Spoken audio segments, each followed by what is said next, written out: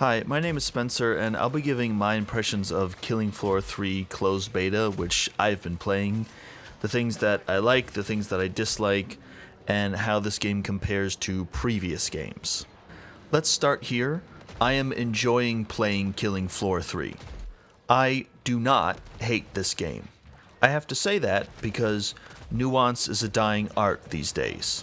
Some of you hear things and take them at face value, but you're not listening. This is not meant for all of you, and let's move on to the game. Let's begin with characters. Overall, characters are flat, not a lot of personality. That's important because previous entries in the series have quirky and weird people. The voice lines give me a feel for that person. The outfits they wear are different, unique, and it didn't start that way in Killing Floor 1. Everyone had a military look to them. Over time, more eccentric characters were added. In Killing Floor 2, there are fewer characters to choose from, and not as many outfits as the first game. All that is to say that there's plenty of time to add more characters and outfits down the line, but it's starting out a little boring. There are a lot of skins and characters for Killing Floor 1. I hope they have more planned for this game. Voice lines are another contributor to character design and appeal. Characters don't react to things like taking damage, being set on fire, chatter between characters as often as I want. In Killing Floor 2, characters are chatting all the time. They're yelling things at other players, at the Zeds. They're reacting to what's going on, and it adds to the atmosphere. I'm going to play a clip from Killing Floor 3 and then Killing Floor 2 to illustrate the chatter I'm talking about. In both, we are heading to the trader after a wave is done. Now, don't go all gooey. I need to do more cardio.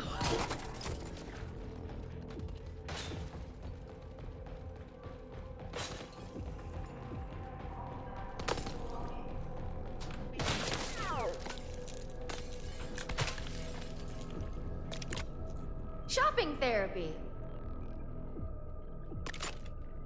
Mine now.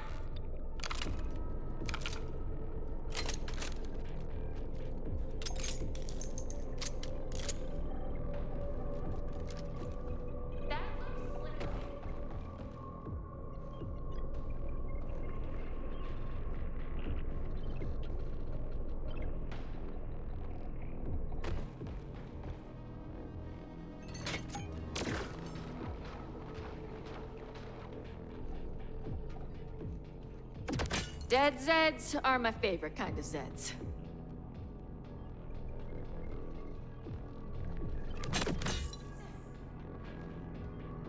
I'm not taking on my blood. Am I bleeding? Try not to slip in the blood, everyone. Definitely gives the place a certain horror movie ambiance.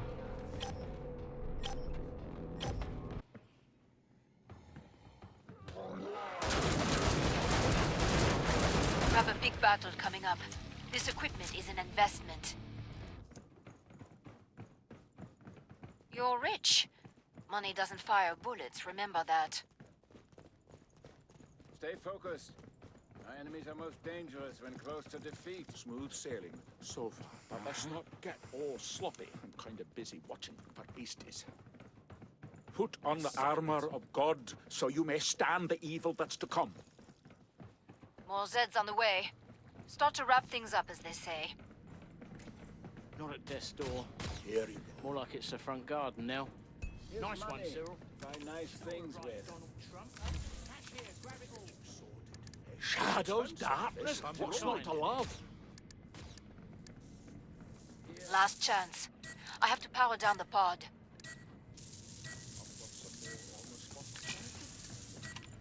My collection plate runneth over. More Zeds on the scope. Back to it, mes amis. Did you hear the difference? More talking and reacting adds to the atmosphere. It makes me feel like Yeah, these are real people that have things to say about what's happening. Moving on to the graphics, the visuals are nice. The Horzine facility and army base have the darkness and moodiness I'm looking for. Specifically, City Streets is very bright.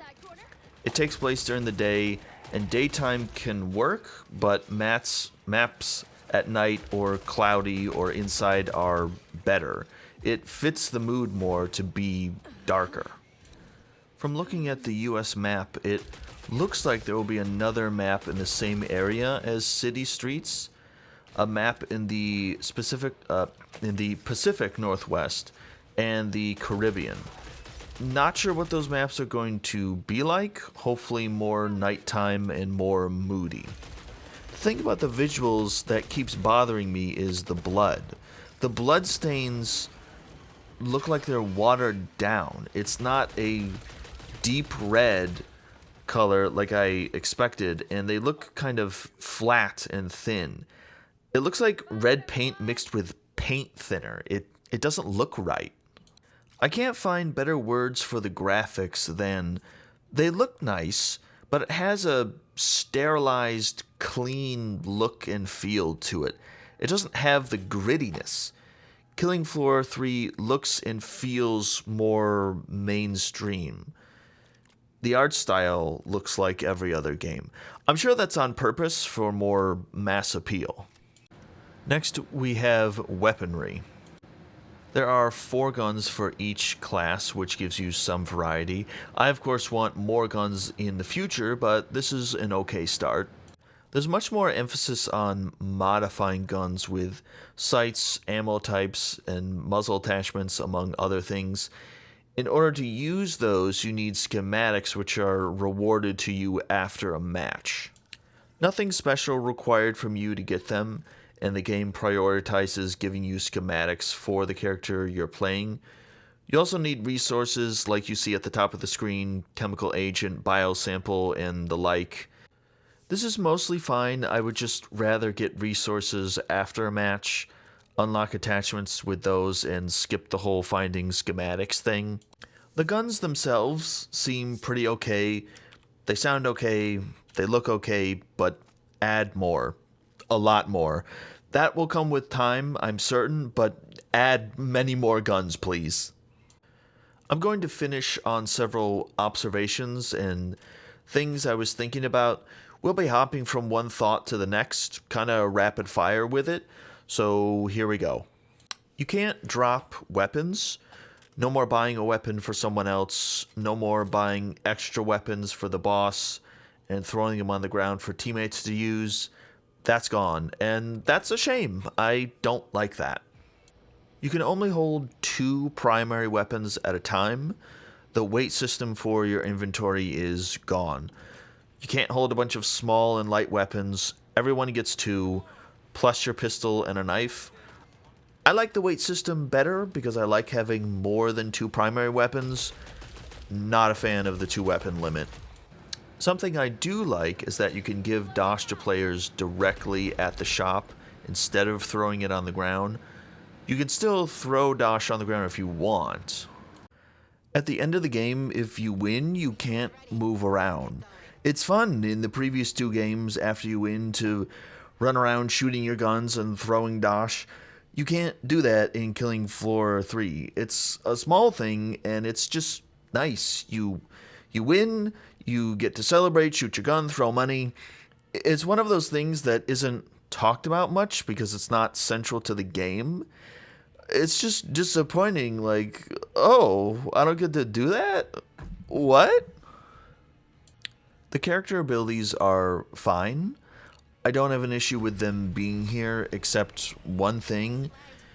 Instead of assigning one character to be a sharpshooter, for example, let me choose who I play as. What I mean is, go back to the perk system. You want to add an ability to the perks, like the little wrist rocket for the sharpshooter that